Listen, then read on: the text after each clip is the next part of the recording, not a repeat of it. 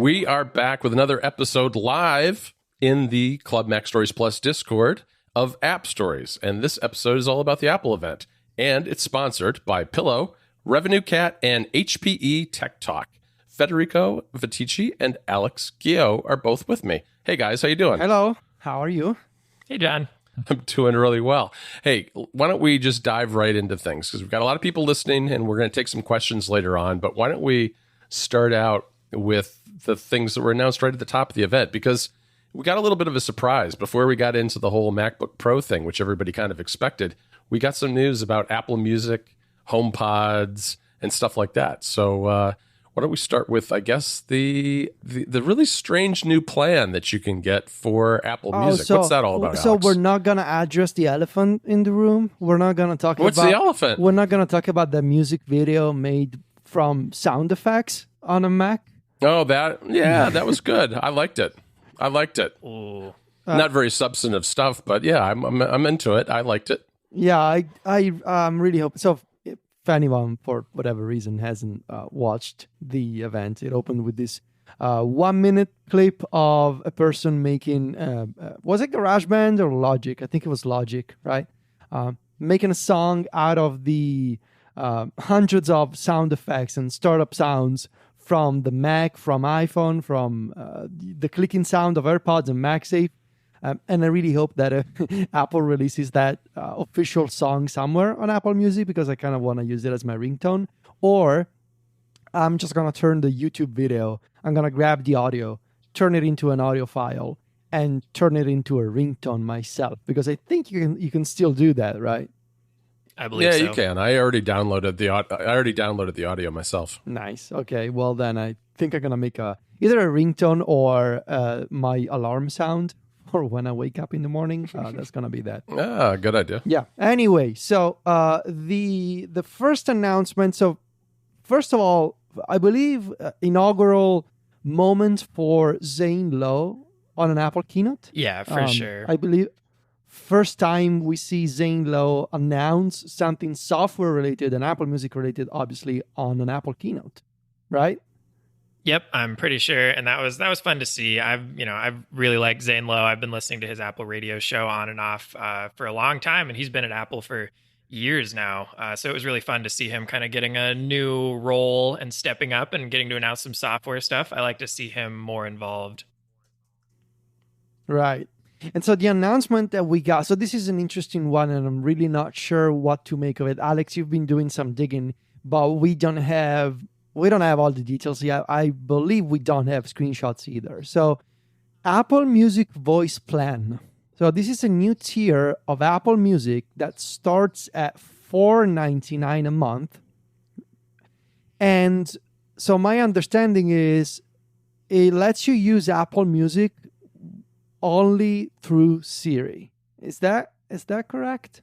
Sort of. Okay. Yes, that's correct, more or less. It's definitely focused on Siri usage. It's a very weird plan because, obviously there is a music app, and what happens to the music app when you're Right. on a voice-only plan? Because normally, if you're not subscribed at all and you open the music app, it's pretty much just a giant advertisement for you to subscribe to Apple Music. So we don't have a lot. Like, Apple didn't show us any screenshots or videos of how the music app is going to look, but they did mention in the press release that there's going to be a customized in-app experience for users who are subscribed to the voice plan. So we don't exactly know what that's going to look like yet. They did mention that you're going to have access to your previous history list from, the songs that you have listened to. So you can request Siri play playlists, or I'm pretty sure you can just request a certain song as long as you do it via Siri. But what I'm unsure of is if you want to find a song via search in the app, is that going to be available? It feels to me like that won't be available, but that also seems weird. I don't know. The whole thing is very strange when you try to think about how they're going to handle this from a software perspective. But at the very least, you'll be able to ask Siri to play songs or to play playlists, including Apple's new playlists, which are kind of these custom, presumably algorithmically generated mood playlists, which is kind of the big new feature that really goes hand in hand with this voice plan, which is that you're going to be able to say to Siri something like, hey, play the, let's see, what examples did they give us? Play the, staying up late playlist, or play something chill. Are some of the examples that they gave us. And then they, showed this screen with just tons of these showing up, which makes me feel pretty confident that they're being generated automatically and not something that Apple's curated. Which, correct me if I'm wrong, but I think that's kind of a new direction for Apple Music, because most of the stuff they have, if I recall correctly, is all curated stuff from the Apple Music team so far, which was one of the things that kind of differentiated them from what Spotify was doing. And now it seems like they're almost certainly going to be diving into these algorithmically generated playlists. And then you can just like ask for some vibe or some activity, and Siri will come up with songs to play you that they think are going to match what you want. Right. Yeah. The whole like play a vibe thing, that's straight out of Spotify's playbook. Yeah. And so I have a lot of thoughts here on this Apple Music thing, which, it feels like a small announcement in the big picture of what we saw today, but it was also like the surprise from the keynote. So I have a bunch of thoughts that I want to share. I'm going to try to condense them here. First thought, I think over the next few months, we're starting to see now, and I think we're going to see even more, this sort of splitting up of Apple Music into different flavors of Apple Music. The voice plan is the first step.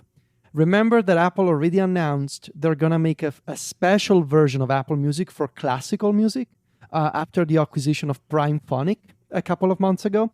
And they mentioned they were going to make a tailored experience and a separate application just for the classical catalog in Apple Music. So I think Apple has realized they can sort of unbundle the Apple Music experience and try different subscription plans depending on the kind of flavor of Apple Music that you want. And I think we're going to start to see more and more of that. Second thought, obviously Apple is feeling the pressure here from Amazon, right? You can get an Amazon Echo cheap, and you can get Amazon Music very cheap. There's a bunch of offers that you can sign up for, either for Spotify or Amazon Music, and you can get on board with those services at very low prices. And this to me feels like Apple saying, okay, we don't have a strong presence in the home yet, but maybe they are rethinking their strategy. But what they do have is an incredibly successful product with AirPods, right?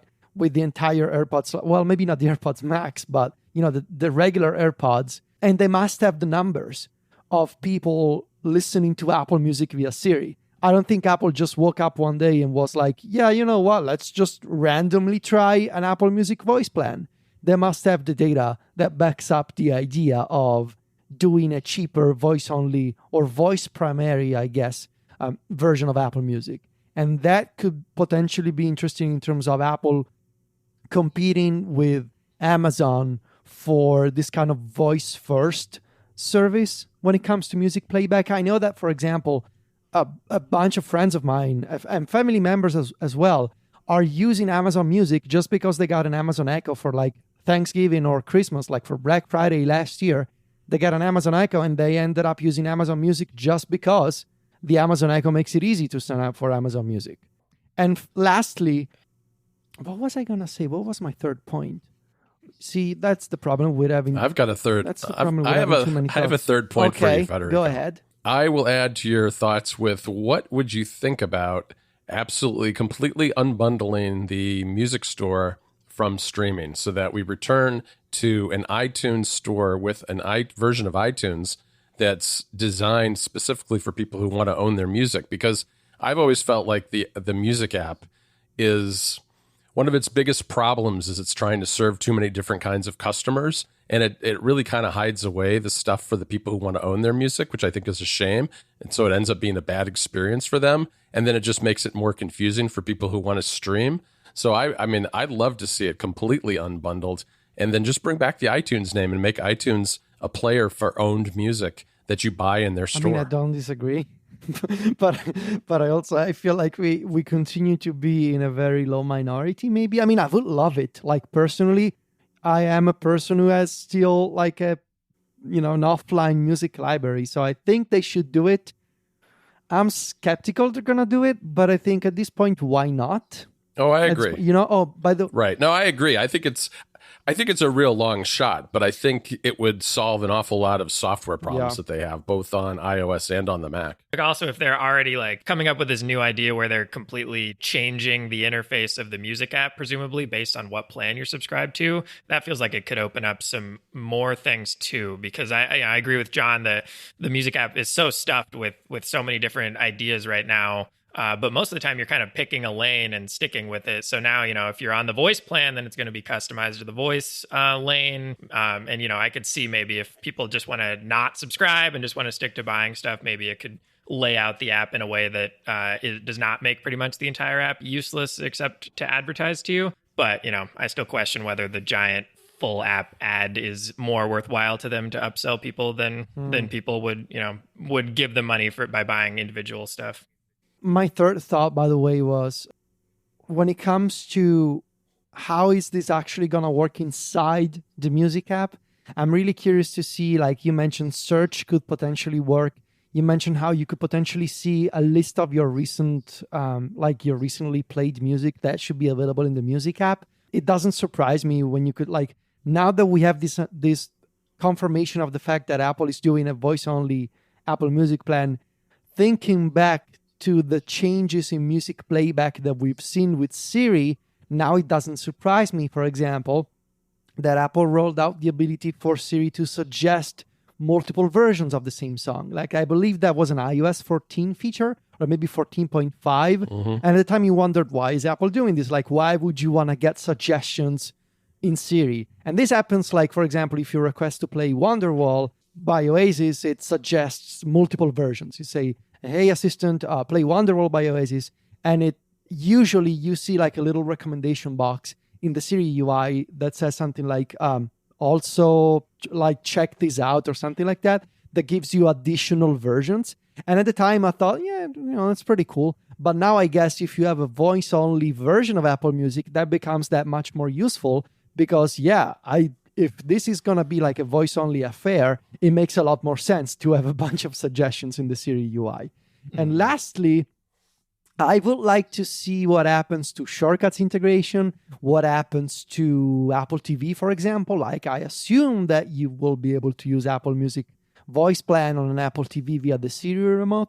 Like, all of this introduces a layer of complexity to the Apple Music. What happens to the Apple Watch? I mean, that's technically, arguably a voice-first device. But all of this is like, I want to see how it actually works in practice. And I think, you mentioned in your story, Alex, now this plan ties with the student pricing option in terms of the cheapest sort of entry-level Apple Music subscription. Right. And it also, probably importantly, undercuts Spotify's lowest price tier. Spotify's student pricing is also $5 a month, but for everyone who's not a student, Spotify starts at $10 a month, and Apple now has a plan which starts at $5 a month. So maybe depending on how usable it is in the music app, that could. I feel like we have to wait and see on this plan, because if the music app is giving most of what you would want, then maybe this is really the base plan that most people could use. Or if the music app is pretty hamstrung and it really does just want you to talk through Siri, then I feel like this is a little less appealing to the masses, at least. This episode of App Stories is sponsored by Revenue Cat. If you're a developer, your time should be spent focused on what makes your app special, not hassling with StoreKit. In-app subscriptions are critical to a lot of app success, but getting the infrastructure right is tough. That is, unless you're using Revenue Cat. Revenue Cat is payments infrastructure simplified. You don't have to worry about managing servers or writing complex back-end code. They take care of that for you. What's more, Revenue Cat is cross-platform. So when you decide to expand beyond iOS to something like Android or the web, you can still use Revenue Cat. Plus, they've got even deeper web support coming soon.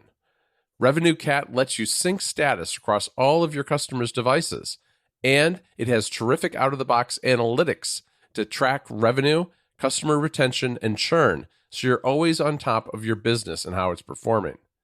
Revenue Cat integrates in-app purchase data with best-in-class tools, too, and it's trusted by over 9,000 apps, including ones like Notion, StockTwits, and the photography app VSCO. Set up Revenue Cat today. Integrating with your app will take just hours, not days. So what are you waiting for? Visit RevenueCat.com to learn more today. There's a link in the show notes, too, which will let them know you came from the show. Again, that URL is RevenueCat.com. Revenue Cat, subscription management built for mobile apps. Our thanks to Revenue Cat for their support of the show. In terms of other music announcements, we got new color options for the HomePod Mini. So I believe it's blue, orange, and Yellow. Yellow. Okay. Yeah, These look good, they're right? great. These look nice. You guys getting a colored one or sticking with the No, I'm classic still black on and white? the old original HomePod life, so I'm Oh, wow. I got the big chunky chunky one? boy. The big one.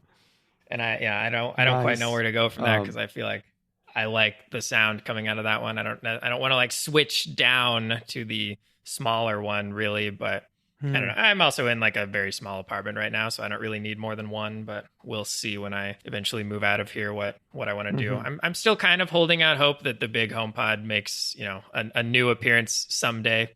It's still kind of interesting to me that they're continuing to call it the HomePod Mini, even though there is no bigger HomePod. It's the mini version of what exactly? Right, of a right. discontinued product. That is, I believe they removed the last mentions of the HomePod today from the Apple website. So it's like Oh, gone man. Pour one out. now. Yeah. And lastly, AirPods 3. So third generation of the base model AirPods. These are the AirPods that we pretty much expected. They have an AirPods Pro-like design without the in-ear tips, without noise cancellation, and with a case that is similar in shape and size to the AirPods Pro. They have a shorter stem, and they use the same like force, pressing the stem like the AirPods Pro to control music playback and Siri. I'm a fan of this. I think I'm gonna use this as my. I mentioned this to you guys. I think I'm gonna use this as my Nintendo Switch headphones. Now that the Nintendo Switch can pair with Bluetooth headphones, just the convenience of the AirPods and the fact that this new generation of AirPods will also support MagSafe charging, and I think it's gonna be a magnetic, like an actual MagSafe, in that they will snap to a MagSafe connector. These are gonna be super nice to just keep on my nightstand and connect to my Nintendo Switch as wireless headphones. Yeah, I like the idea of having a dedicated pair of Bluetooth headphones for the Switch, just because most devices, if it's not an Apple device, it can be a pain in the butt to pair with things. So, yeah, I think that's a great idea. I almost pulled the trigger, but I haven't yet. I'm gonna think about it. I may end up ordering some myself. There's also an official Apple polishing cloth that costs $19 or 25 Really? euros. Really? You don't What's know it about for? this? No, You I haven't didn't seen the see polishing? this. It's No. been like, I've sent you my tweet and the memes and everything. Apple has made a $19 polishing cloth that is literally like a white cloth with an Apple logo that costs $19. And it's called polishing cloth, I think is the official name. And All right. that's literally it. I believe it's the same cloth that Apple gives you with the Pro Display XDR. Only now you can buy separately from the Apple Store. Nice. And I got they do one, make really nice obviously. cloths. I miss when those used to come with the Macs. And you said that. Yeah, no, I did. Right. I really liked that. You I mean, believe- like, I have a lot of random microfiber cloths around, and they pretty much all are worse than the ones that Apple used to make. And I kept my really old MacBook one around for years, and then I lost it at some point, and I've always been kind of sad. So I might pay $20 to get a new one. Made with soft and non-abrasive material, the polishing cloth cleans any Apple display, including nano-texture glass, safely and effectively. So, $19. Well, it's good for the iMac too then, right? You can use it for your iMac. I'm actually pretty excited to have an official polishing cloth for my iPads and my iPhone instead of using my t-shirt. This is going to be nice. Okay, so yeah, you grossed out a lot of people when you explained how you wash your iPads, I think. The original iPad came with one of those cloths too, and I used to keep it inside the case of my original iPad, and it was lovely. Every time I opened the case, the cloth would be sitting right there. That old case that kind of held the entire iPad 1 together. Oh my, that's a throwback. Okay. Yes. Yeah, and it had the cloth, and the cloth sat perfectly right inside the opening. It was nice. It was nice. So I think that pretty much we should move on. Yes, I think we covered. So Apple Music Voice Plan, new HomePod Mini colors, and the new Siri playlists, and the AirPods 3. I believe that pretty much sums up the audio and music announcements. It's interesting because Apple framed this event as, today we're going to talk about music and the Mac. I guess that's one way to sell an event, because otherwise, literally the only announcement was going to be the MacBook Pro today. But framed this way, it's we got a bunch of random stuff, and I guess we're just gonna say this is the music and Mac event. It's two categories in a single 50-minute event. I don't know about you guys, but in the first 15 minutes, I felt like it was a lot of filler content. They're just wasting time. Oh yeah, they just needed to fill an hour, and they still couldn't even get to an hour. I mean, it was it was definitely a short event. Minutes? Otherwise, right? It was more like 50 minutes, probably. Yeah. They spent a lot of time on spatial audio in particular, and I was like, I was trying to figure out if anything was new, and I don't think literally anything from that section was new. No. It's not.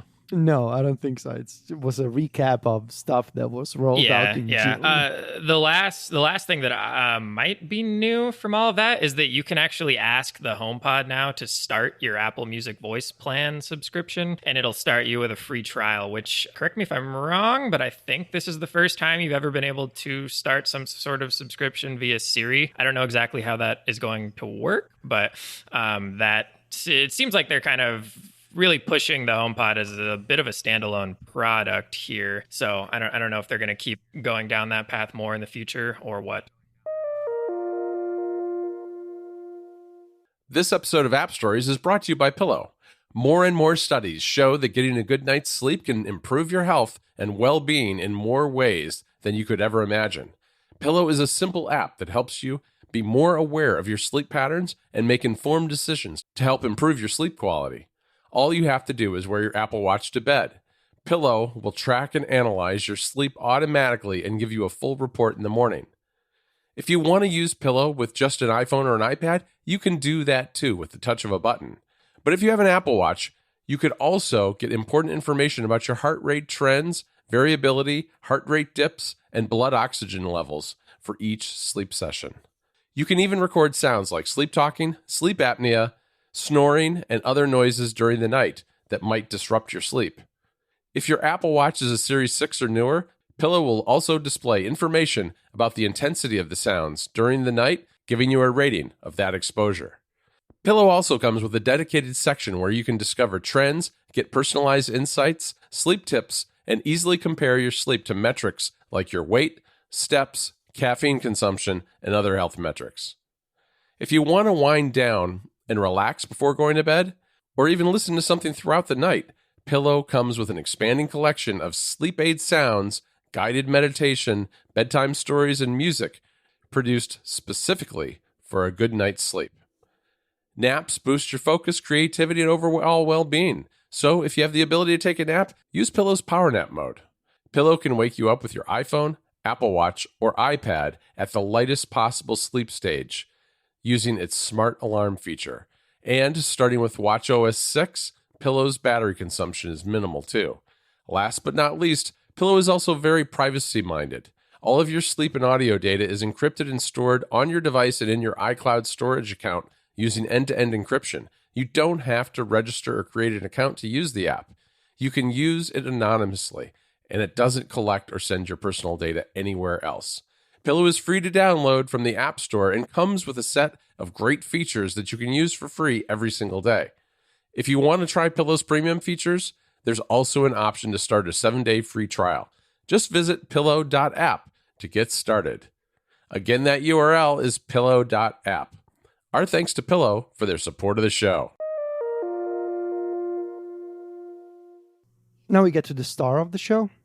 So the 14 and 16-inch MacBook Pros. John, you're up here. This is your moment. This is my moment. We have an awful lot of numbers that came out today because we got 2 new chips that are basically scaled up versions of the M1. There's the M1 Pro and the M1 Max. And these are pretty impressive chips, at least from the numbers. We'll have to see, how they actually work in practice, but it does appear to be a pretty major leap forward in terms of the MacBook Pro because, especially the 16-inch MacBook Pro, that hasn't been updated in quite some time. So this M1 Pro has 200 gigabits per second memory bandwidth and can support up to 32 gigabytes of unified memory, which is a lot more than the standard M1. And then the Max doubles that basically. It's 200 gigabytes per second and 64 gigabytes of unified memory. So those are kind of the basics of the chip. And they threw up a lot of slides comparing this to competitors. And of course, when they do these slides, they don't really say who the competitors are. You just have to kind of, it's like, trust us, these are comparable machines. And if they're to be believed, it is a pretty striking difference in that at the same performance levels, they were showing the power per watt, basically consumption of these devices. And they have a 70% improvement over the comparable PCs, which is a pretty big deal. To me, what's more interesting though are the machines themselves, because that's what in the end of the day you're actually going to be using. And first of all, we can talk about what's not on here. There's no touch bar, which I think is kind of interesting. There's a function row and they're full height keys, which is pretty nice. And on top of that, there's an inverted T arrow key layout as well, which is, we haven't seen that in a while either, because even on the iMac that came out with the Magic Keyboard, that has kind of that arrow layout that's very hard to tell by feel whether you're using the up or down or left or right arrows. So yeah, I think the inverted T was back on the previous set of MacBook keyboards. Oh, I guess that's true. I was looking at it comparing it to the Magic Keyboard because they were, what they did during the event was interesting. They did compare the keyboard to the Magic Keyboard that came with the iMac, but you're right, the arrow keys are different, but they were really focused on the function row, which has all those special keys for things like Siri and media playback and all that sort of thing. Yeah, and those are full height, right? For the first time in a long time. I think the laptops have had squished function rows for many years. For many years, yeah. It's been quite a while. At least, I'm trying to think how far back, but quite a ways back, at least 10 years, I think. In any event, the screens are really big. There's 14.2-inch screen and a 16.2-inch screen. There's a notch at the top, a cutout for the camera, which is twice the resolution at 1080p. That also benefits from the new image signal processor, as well as the neural engine. So the camera should be a lot better. It's a lot brighter, high contrast, uses micro LED, which is the same technology used on the iPad Pro, 1 billion colors. This should be just an incredibly rich, vibrant screen, which I think is perfect for what it's for, which is professionals doing things like photography, video, that sort of thing.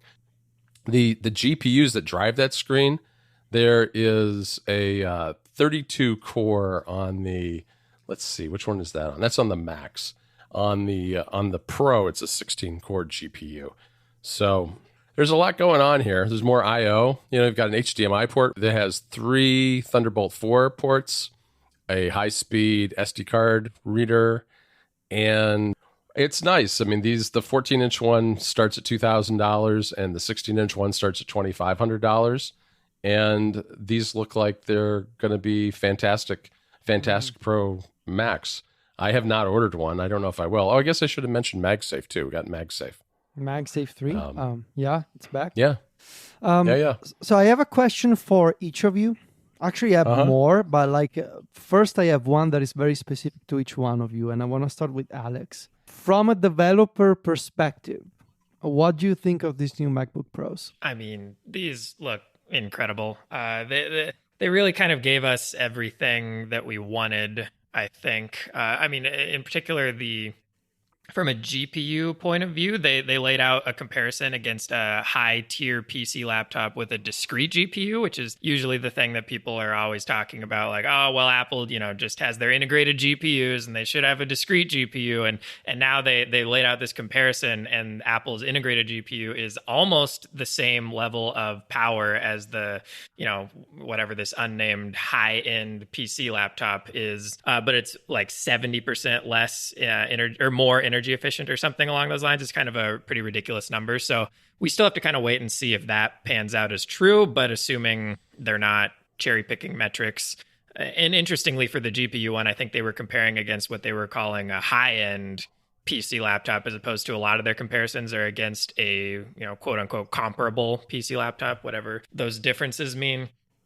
But if their GPU performance is actually as good as they say it is, then that is pretty fantastic. And, I mean, from a developer perspective, it looks like everything that I could imagine wanting, more or less. The only question that I still have is really around Apple's silicon. And if you're not an Apple developer, I'm still not entirely sure how much the developer ecosystem has come along to enable just a seamless changeover from Intel Macs to the Apple Silicon Macs. And I've followed this a little bit. I'm not on an Apple Silicon Mac yet, so I haven't followed it extensively. But I think it seems like it's been coming along pretty well. So I'm hoping that that's becoming less and less of an issue. I know at the very beginning it was a bit of an issue on a few different fronts, but it seems like, Docker has been moved over. I think they have Windows running on it now, and various other kind of important pillars of a lot of people's development workflows are now being moved over. So I'm, obviously that's going to continue to get even more smooth over time. But at the very least, these things look so powerful that even if you have to run more things in Rosetta, I assume, we'll have to wait for metrics to see, but I assume that things are just going to fly, even if they're being emulated on Rosetta, because they already were on the, the other M1 Macs, but now we've freed up the RAM, freed up the GPU, even more CPU than before. And I mean, these things look like pretty extraordinary machines. Mm-hmm. Yeah. And John, you deal with a bunch of peripherals on a really daily basis, like microphones, external drives, external displays, all kinds of accessories. You also test a lot of accessories. What are your thoughts on all the new I/O options? You mentioned you're not particularly interested in HDMI, but still, we're going from a USB-C only affair to having much more freedom in terms of connecting. And Apple made a big deal out of this, right, during the keynote, the connectivity of the new MacBook Pro. So I was wondering what kind of thoughts you have about this. Yeah, I mean, I think this is a step in the right direction for sure, because, I do struggle, like I am at the moment, with a MacBook Air that has two Thunderbolt ports, one of which has a microphone going into it and the other one which has a hub going into it, so I can connect Ethernet and power and stuff like that. So 2 is just not enough for me. 3, I think, actually would suffice for most circumstances. And with HDMI, even though I'm not particularly that interested in it personally, I do still have an LG monitor that's 4K that supports HDMI. So if I were to get one of these and I were, for instance, recording this, the display could be on the HDMI, even if it might not be quite as good as the DisplayPort resolution that I would get or color. And then the other 3 ports could be used for the microphone, Ethernet, and power. And I'd be all set for this recording. Whereas now I'm juggling a hub in there, which introduces issues sometimes, like audio issues, and trying to get everything set up to work properly with janky software like Discord. So, yeah, I think more ports is a good thing.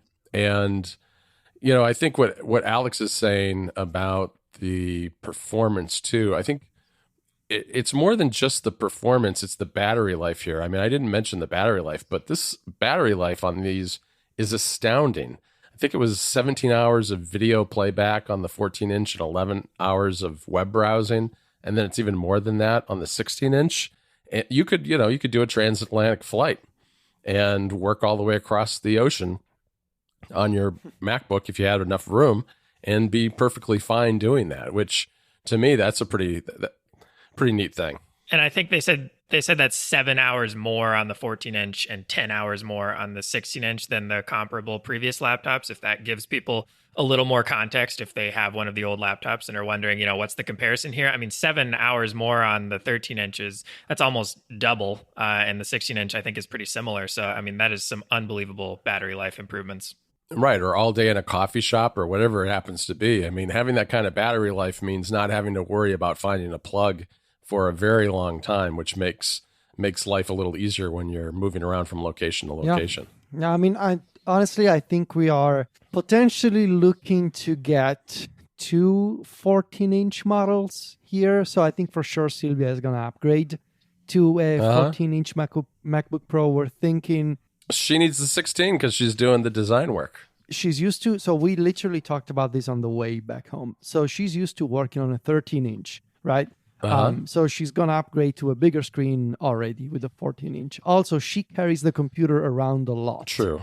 And I'm concerned that maybe the size and the weight of the 16-inch could be a little too much for her when it comes to portability. Yeah, it's a little chunky. I think it's 4.5 pounds, which is pretty heavy laptop. So we're thinking maybe 14-inch, 512 gigs of storage, 32 gigs of RAM for her, and 14-inch, because I think what I'm going to do, I think we talked about this before on App Stories. I think I'm selling my Mac Mini, selling my Ultrafine, switching to a MacBook Pro only setup so that I can get a new display. Sadly, Apple did not announce one today, so we'll see in the future. Yep. But I think I'm going to get a display for home, right, so that I can dock my MacBook Pro and record podcasts on the MacBook Pro. But in the summer, I can take that computer with me at the beach house, and I don't have to worry about recording on the iPad Pro or borrowing Sylvia's computer anymore.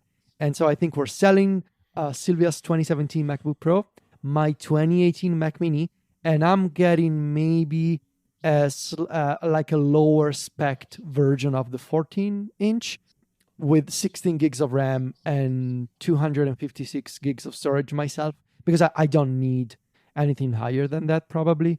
And also, my question for both of you was, we were thinking that the M1 Pro, not the M1 Max.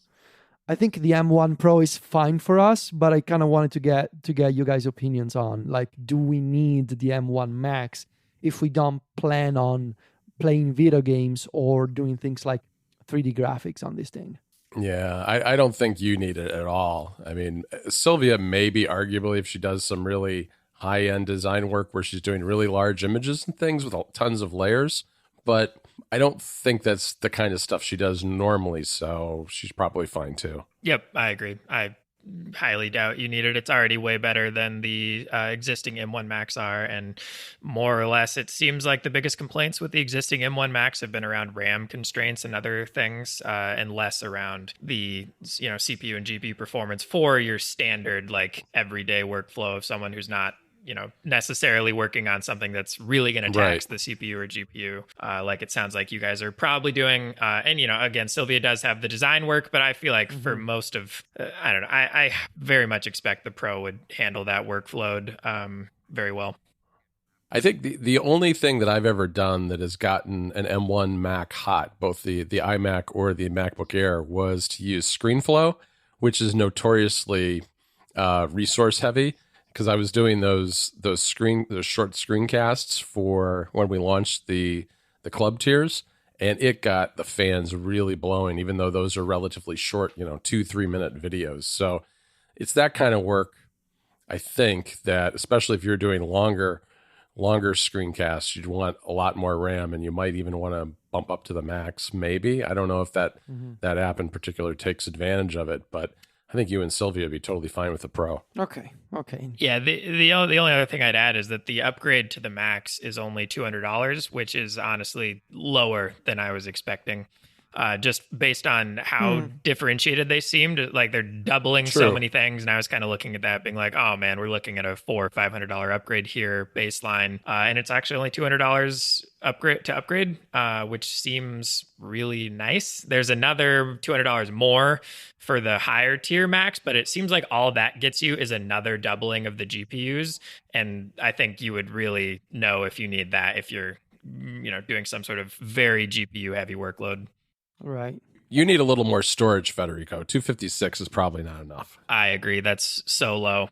I do have, like, my Mac Mini has been on 256 for 3 years now, and I'm totally fine. I don't know, man. You're going to fill that up with base 64 pretty soon.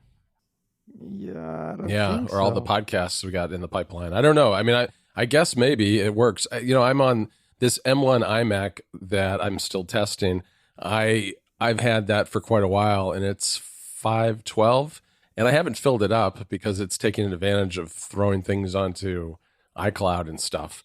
But for me, a new Mac, 2 terabytes is where I would go, just so I have all my photos local and stuff like that. John goes very high. I think 1 terabyte is very comfortable. But I mean, it ultimately probably depends on how long you think you're going to have this machine, but 256 is very limiting. And if you fill up a Mac, there's such a pain to clear out. Like it's just awful. It's terrible. If you want to keep this computer around for, the next quite a few years, then I would just upgrade the storage to at least 512, if not a terabyte, and just future-proof yourself so that you're not running into that limit, because when you hit that memory limit, it's just awful. I've hit it before, and there just feels like there's nothing you can do a lot of times. Your digital stuff just tends to grow over time, and nobody likes going through that and deleting a bunch of stuff.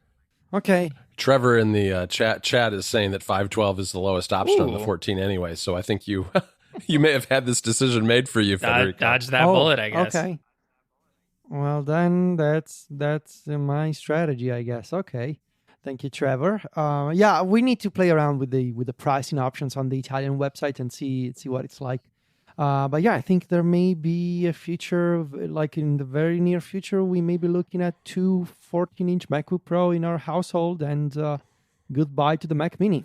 And I think I already have a buyer maybe for the Mac Mini. So I've been selling a bunch of stuff lately, guys. Like I sold my original Nintendo Switch, my iPhone 12 Pro Max. You did. I've been on a selling spree lately, and it's. I need to have more friends who are willing to buy my old tech. I don't have that. It's I incredible. mostly hand it down to my kids. It's incredible because it's all word of mouth, and now basically Sylvia's friends and friends of Sylvia's friends, they know that I'm like the guy for the good Apple stuff, or like the good electronic stuff in general, and that I keep them in good condition, and that like I have really good prices, just because like I need to get rid of this stuff, So probably you can go, like I could make, I don't know, 50 or 100 euros more probably, but also like I have so much stuff that I don't want to keep it in a drawer. Like I just want to get rid of it, make some money, and reuse the money to buy new toys that I can write about. That's my strategy. It's price to move, as they say. Yes. Price to move. I've done that too. Yeah. Yeah. Apple does have a pretty nice trade-in program going, because I was speccing it out a little bit earlier today, and oh,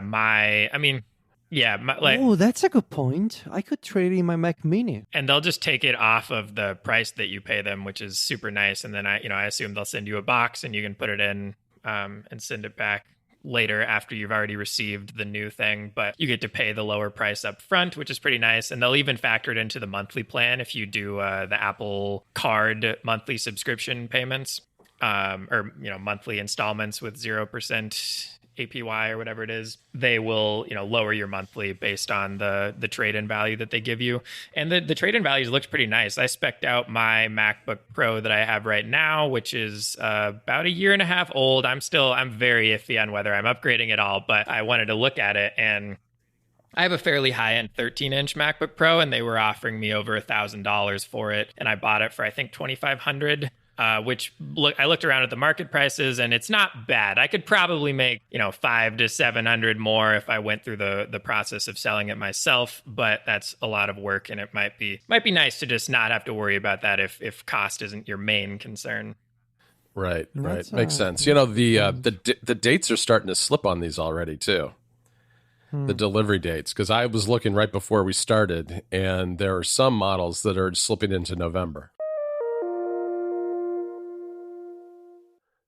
This episode of App Stories is brought to you by HPE Tech Talk, a podcast from the folks at Hewlett-Packard Enterprise.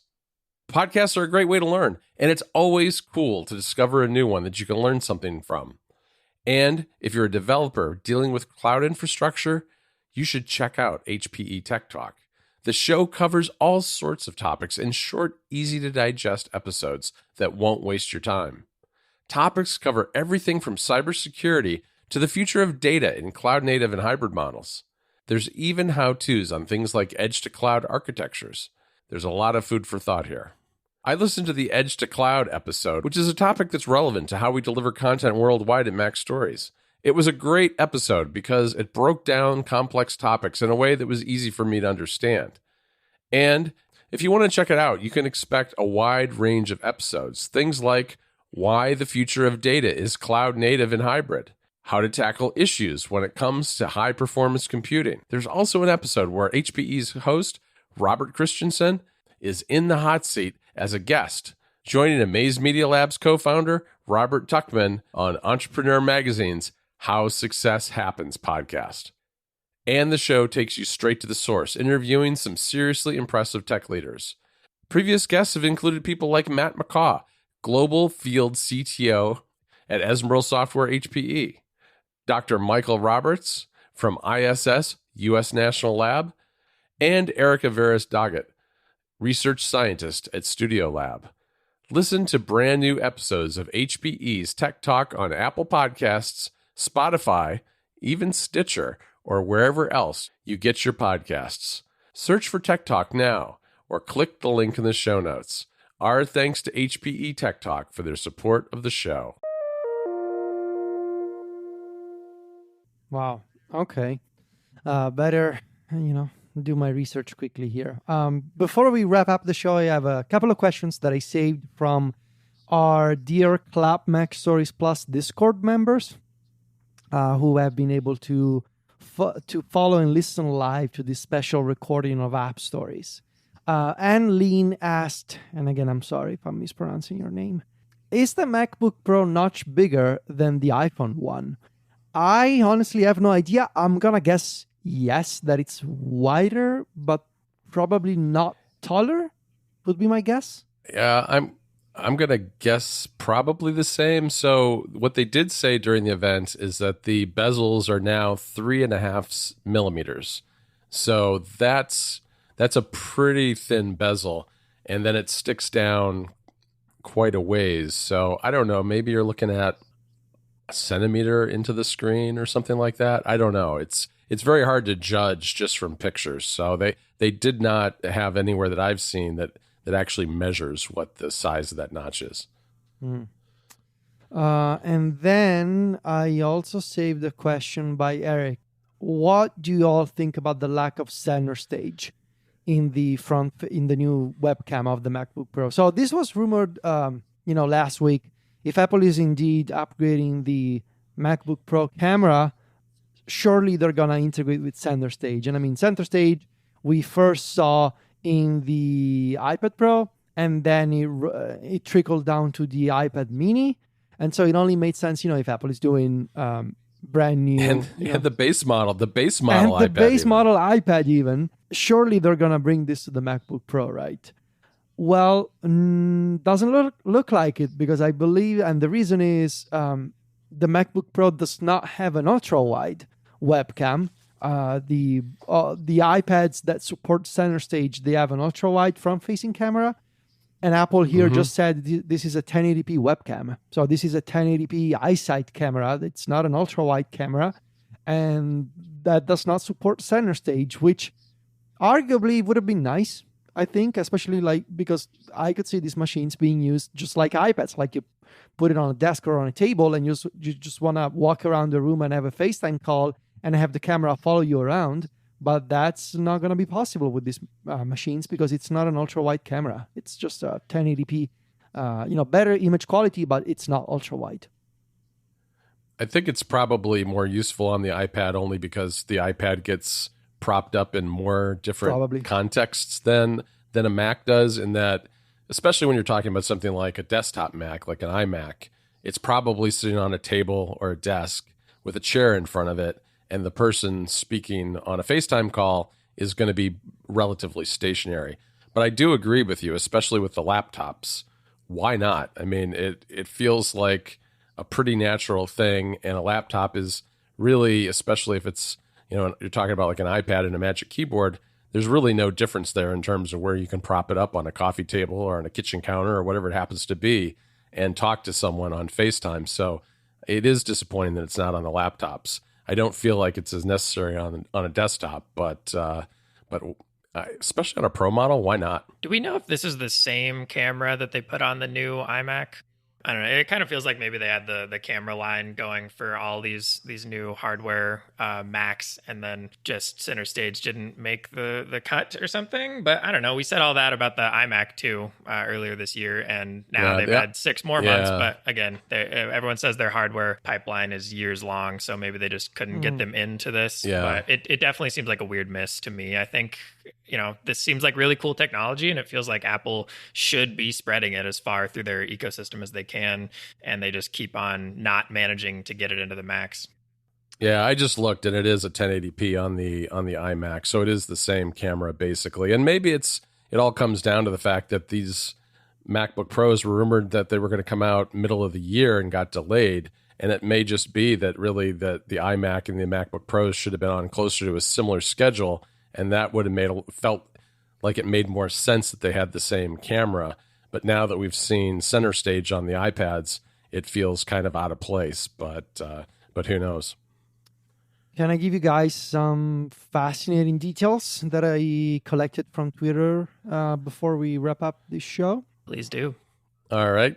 So it appears that besides the cloth. No, it's not about the cloth.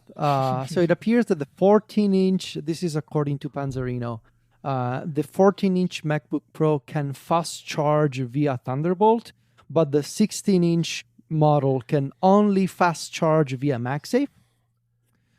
Interesting. It was really unclear it was really unclear in the press release when I read it. They really fudged how that works. Like what does the fast charge, and that must explain why. Yep. Does that require one of the? Because I saw they have 2 new charging bricks now for the 16-inch model. They have the standard one and then the upgraded one. So maybe it's only on the upgraded one or something like that. That's kind of weird though. The fast charging, I forget if we mentioned, but they said it's 30 minutes of charge gives 50% power to the laptop, which is pretty amazing. Pretty awesome indeed. But yeah, keep in mind this difference. 14-inch, you can fast charge via Thunderbolt. 16-inch, you can only do so via MagSafe. macOS Monterey, by default, it appears that it hides the notch when you're using apps in full screen mode. So yeah, I saw that in some of the screenshots. And it was confirmed by a bunch of different screenshots on the Apple website. When you use full screen mode, it just puts up a black bar at the top of the screen, so it doesn't show the notch at all. But in normal usage, the notch is there, and it coexists with the menu bar. And in fact, this is per Serenity Caldwell on Twitter, Apple just published a bunch of developer documentation and new design, new updated human interface guidelines on how to deal with full screen mode and the safe area inset on the new MacBook Pros. So there's going to be all kinds of links for developers to read when it comes to integrating with this new MacBook Pro design. And there's new APIs and new human interface guidelines that you can check out. Does anyone actually use full screen mode? Nope. Only when I test for my Monterey review, my annual review, I go into full screen mode for that and split. I think that's it almost feels like a shame to me that they don't just put the menu bar back, because I feel like the main reason I don't use full screen mode is because I want the menu bar to be there all the time, and it hides it. And now they're just not showing anything there. That's great. They could have just dropped it back. I have good news. I have good news for you. You can make the menu bar show in Monterey in full screen mode. Nice. It's an option. It's an option in system preferences. Well, maybe I'll give that a look, because I maximize a lot of apps, but I never full screen them because it hides that and it makes it feel useless. The people want to know how, John. How do you do that in Monterey? I believe it's in the system preferences. So go look in system preferences. There must be an I'll option have to double check that. All right. Well, I think we can wrap it up here, John. All right. Take us home. Well, I'll take you home. You know what, Federico? What I want to do first of all is thank our 3 sponsors for this episode. That is Pillow, Revenue Cat, and HPE Tech Talk. You can find all 3 of us over at macstories.net. I'm on Twitter and Instagram as @JohnVorhees, JohnVorhees. Federico is @Vitici in both, VITICCI. And Alex, I'm going to actually get this right. He's _Alex Gio on Twitter and AJ Gio on Instagram. How's that, Alex? You finally did it. I'm so proud, John. You did it. It took a long time to memorize that. It took a very long time. All right, guys, I'll talk to you soon. Ciao, John. See you guys.